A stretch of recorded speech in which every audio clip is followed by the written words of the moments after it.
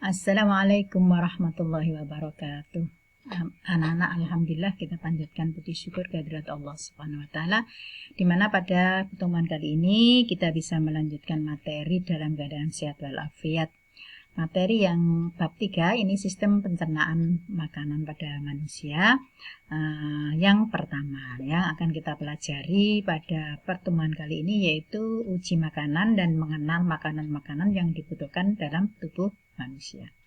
Oke, anak-anak, kita mulai, yaitu kompetensi dasarnya adalah mengenal sistem pencernaan makanan dan gangguannya, dan yang kedua adalah praktek tentang enzim ya, atau mengenal dengan uji makanan. Kemudian tujuan ini ada yang pertama yaitu mengenal jenis-jenis makanan, yang kedua adalah mengenai sistem pencernaan, kemudian enzim, dan yang ketiga menghubungkan antara pencernaan, pernafasan, dan peredaran darah. Oke, kita lanjut masuk materi, yaitu fungsi dari nutrisi makanan, yaitu makanan yang dibutuhkan dalam tubuh kita itu ada 6, yaitu karbohidrat, kemudian lemak, protein, mineral, vitamin, dan air ya. Ini yang dibutuhkan. Yang pertama karbohidrat itu zat tepung, terdapat pada nasi, ketela, sagu, jagung ya. Fungsinya adalah untuk menghasilkan energi. Kemudian energinya 1 gram itu 4 kilokalori. Nah, ini kalau lebih maka akan disimpan di dalam bentuk gula atau glukosa dan disimpan dalam bawah kulit berupa lemak begitu ya. Maka lemak itu terdapat di bawah kulit, di ginjal dan sekitar perut. Itu yang namanya karbohidrat. Yang kedua, sebelum kedua yaitu kalau kekurangan maka kita akan tampak kurus, kurang semangat bekerja karena kurang energi begitu ya. Kemudian yang kedua yang dibutuhkan makanan pada tubuh kita yaitu protein. Protein ada 2, hewani dan nabati. Yang hewani daging, susu, ikan, telur, dan keju. Yang hewani atau nabati kedelai, kacang, tanah, kacang hijau misalnya tahu tempe itu ya, itu yang namanya nabati. Fungsinya yaitu untuk membangun atau mengganti sel yang rusak. Nah, itu protein.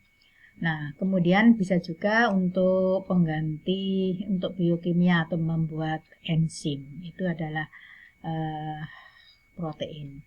Protein ini di dalam tubuh dicerna oleh enzim namanya pepsin dan tripsin. Nanti kita akan bahas lebih lanjut.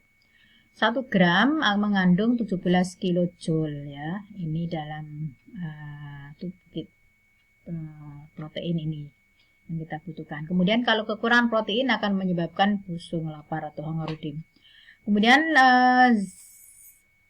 zat yang dibutuhkan dalam tubuh kita yang ketiga namanya lemak. Lemak ini ada 2 juga, hewani dan nabati, yaitu yang hewani daging, mentega, susu, telur, minyak ikan. Kemudian yang nabati apokat, kemiri, kacang-kacangan ya itu. Lemak ini ada yang larut dalam vitamin yaitu vitamin ADEK. Nah, kemudian dalam 1 gram lemak ini menghasilkan energinya 9, paling tinggi ya, 9 kilokalori atau 38 kilojoule. Ini paling tinggi kalorinya. Kemudian fungsi lemak adalah untuk menghasilkan energi. Oke, kita lanjut vitamin. Vitamin ini macamnya ada vitamin A, B, C, ya, D, E, K, dan seterusnya. Kemudian vitamin yang larut dalam air, misalnya vitamin B, itu misalnya apa? Vitamin buah hati, keju, telur, susu, dan seterusnya. Vitamin C, jeruk, tomat, lombok, nah, dan seterusnya. Kemudian A pada susu, mentega, minyak. D, minyak, ikan, dan lain-lain. E, kuning telur, selada, minyak sayur.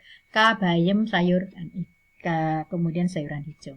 Nah, vitamin ini sedikit tapi dibutuhkan, wajib ada. Kalau tidak ada, maka akan menyebabkan avitaminosis, menimbulkan penyakit. Misalnya C, kekurangan vitamin C menyebabkan skorbut. Berikut nomor 5 namanya mineral. Mineral ini dikelompokkan menjadi beberapa ya. Nah, ini wajib ada dalam tubuh kita, walaupun sedikit harus ada. Nah, ini tabelnya, mari kita lihat. Misalnya mineralnya namanya kalsium, terdapat pada susu dan lain-lain. Kemudian untuk membentuk darah dan gigi. Besi itu misalnya pada hati untuk produk hemoglobin. Iodium pada ikan air laut untuk hormon tiroksin. Magnesium pada sayuran hijau untuk enzim. fosfor pada susu untuk pembentukan tulang, kalsium pada pisang untuk pengiriman ilmu saraf, natrium pada garam dapur untuk saraf juga. Nah, itu contoh-contohnya. Mineral ini harus ada walaupun sedikit. Oke ya, sangat diperlukan. Kita lanjut air yang terakhir. Untuk air ini sangat diperlukan karena akan terganggu metabolisme tubuh kalau kekurangan air.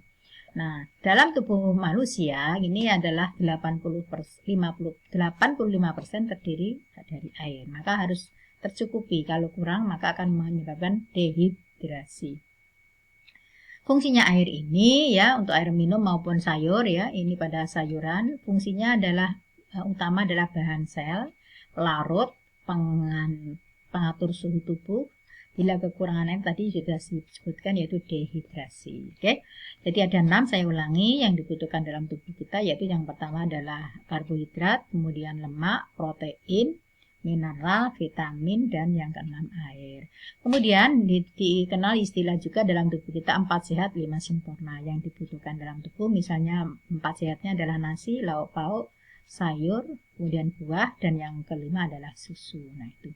Oke anak-anak, kita lanjut dengan uji makanan. Sekarang praktikum uji makanan. Yaitu yang kita uji adalah amilum atau zat tepung, glukosa itu gula, protein, dan lemak. Kita mulai, yaitu yang dibutuhkan ada tabung reaksi, cawan Petri, mortal, spatula, ini kalian baca ya, kertas buram, korek, dan tisu. Nah, kemudian makanannya roti, ini berarti zat tepung, kedelai, putih telur ya, rebus, pisang, kemiri, margarin, bisa ditambah yang lain sesuai keinginan. Nah ini cara kerjanya sekarang kita mulai satu-satu, yaitu untuk menguji amilum atau zat tepung. Zat tepung itu ujinya menggunakan zat tepung atau karbohidrat menggunakan lugol atau yodium. Caranya ya yang kita ambil tadi misalnya kedelai, pisang, kedelai, kemiri, margarin kita uji. Ya ini yang paling banyak mengandung zat tepung itu adalah roti ya, karena zat tepung itu. Kemudian dihaluskan, kemudian ditetesi dengan lugol ya, boleh lugol, boleh yodida.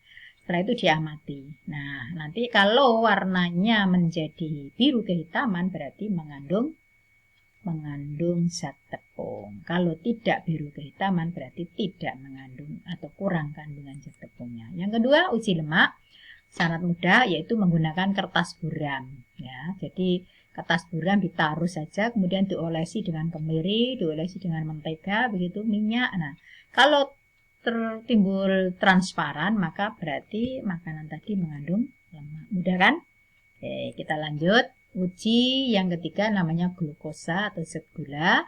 Mengujinya menggunakan Benedict atau Velling A, Velling B. Bisa juga disebut Benedict. Disiapkan tabung, kemudian diisi dengan makanan yang mengandung gula, misalnya roti, kedelai, kemudian pisang, kemiri, misalnya jeruk manis, gitu bisa. Kemudian nanti ditetesi dengan Benedict, setelah itu dipanaskan. Ini harus dipanaskan, kenapa? Kalau tidak dipanaskan dia akan terlalu lama ya bereaksi. Jadi dipanaskan lebih cepat. Nanti kalau sudah warnanya menjadi oranye sampai merah bata berarti positif mengandung gula atau glukosa. Masukkan dalam tabel ya anak-anak. Kemudian uji protein itu menggunakan NaOH, CuSO4, ya, NaOH, natrium hidroksida, dan kuprisulfat atau bioret. Nah itu disiapkan makanan yang mengandung protein, misalnya boleh ini ya telur rebus, kedelai, kemiri, boleh ini mengandung protein, kemudian ditetesi dengan ini tadi bioret. Setelah itu diamati, kalau warnanya berubah menjadi biru, menjadi ungu, maka berarti mengandung protein. Oke, nah ini kita lihat kesimpulannya. Misalnya kalian menulis seperti ini ya, nasi tadi ya dengan Benedict. Benedict itu tadi apa? Untuk menguji gula ya. Ini lugol untuk menguji zat tepung, bioret untuk menguji apa tadi ya anak-anak? Menguji protein. Kertas buram untuk menguji lemak. Nah ini kalau Benedict berarti warnanya biru kehitaman. Nah ini mana yang paling biru kehitaman? Benedict gula berarti warnanya oranye sampai merah bata. Nah ini nasi oranye. Berarti ini mengandung gula. Kemudian ini kedelai juga mengandung gula sedikit. Nah, ini tidak mengandung gula. Kemudian di sini lugol tadi untuk menguji zat tepung. Mana yang biru kehitaman ini? Nasi, ini biru kehitaman, cocok. Ini tidak punya, ini tidak ada. Berarti hanya nasi saja yang mengandung zat tepung. Kemudian bioret untuk uji apa tadi anak-anak? Betul, menguji protein yang warnanya ungu. Nah, mana ini ungu? Ini mengandung protein sedikit.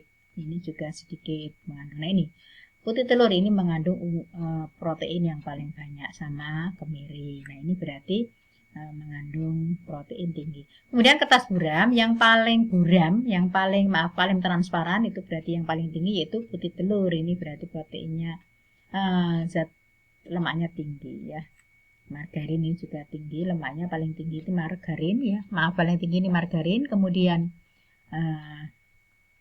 misal ini ya yang paling tinggi. Sama kemiri ini harusnya yang paling tinggi ini kemiri.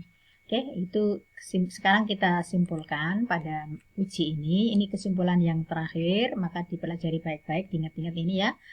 Saya ulangi, ujinya tadi adalah karbohidrat atau amilum zat tepung. Reagennya namanya apa tadi anak-anak? Lugol. Nah, kalau makanan mengandung zat tepung, maka akan warnanya menjadi biru sampai kehitaman. Itu positif mengandung zat tepung. Ujinya menggunakan lugol atau iodin. Berikut protein, itu ujinya atau reagennya namanya bioret. Nama lainnya NaOH-CuSO4. Nah, makanan kalau diuji kok warnanya ungu berarti mengandung protein. Contohnya apa tadi? Betul, yaitu susu, kemudian namanya itu tahu, tempe itu mengandung protein. Lanjut, glukosa, zat gula. Ujinya menggunakan Benedict. Benedict itu punya nama lain, Fehling A, Fehling B. Kalau positif mengandung gula, maka warnanya menjadi merah bata atau oranye. Apa kira-kira makanan yang mengandung glukosa? Ya, misalnya semangka, misalnya lagi sirup. Nah, itu mengandung gula. Nah, ini caranya harus dipanaskan. Kenapa? Karena terlalu lama kalau tidak dipanaskan tidak bisa berubah warnanya menjadi oranye. Berikut lemak. Untuk menguji lemak itu menggunakan kertas buram. Kalau transparan berarti mengandung lemak. Contohnya yang mengandung lemak misalnya adalah minyak sendiri, minyak goreng, kemudian keju bisa, kemudian margarin yaitu mengandung, kemudian kemiri, kacang tanah kalau diolah di kertas timbul tembus pandang maka itu berarti mengandung lemak. Itu anak-anak sekali lagi saya ulangi ya, ujinya tadi lugol itu untuk menguji karbohidrat atau zat tepung, nama lainnya adalah bisa juga menggunakan iodin. Kalau bioret atau NaOH-CuSO4 untuk menguji apa tadi? Protein, positif warnanya ungu.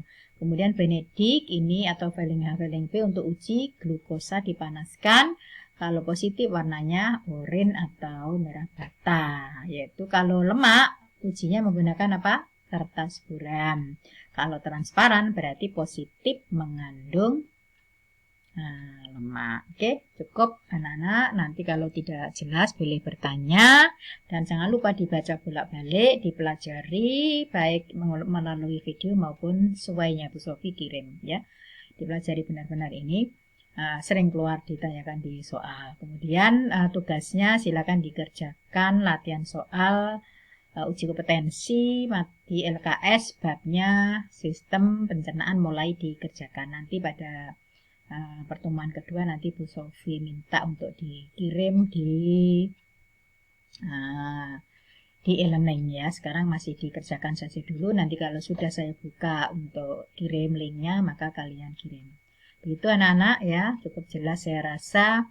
Kami akhiri pertemuan pada kali ini dengan membaca Alhamdulillahirrahmanirrahim. Wassalamualaikum warahmatullahi wabarakatuh.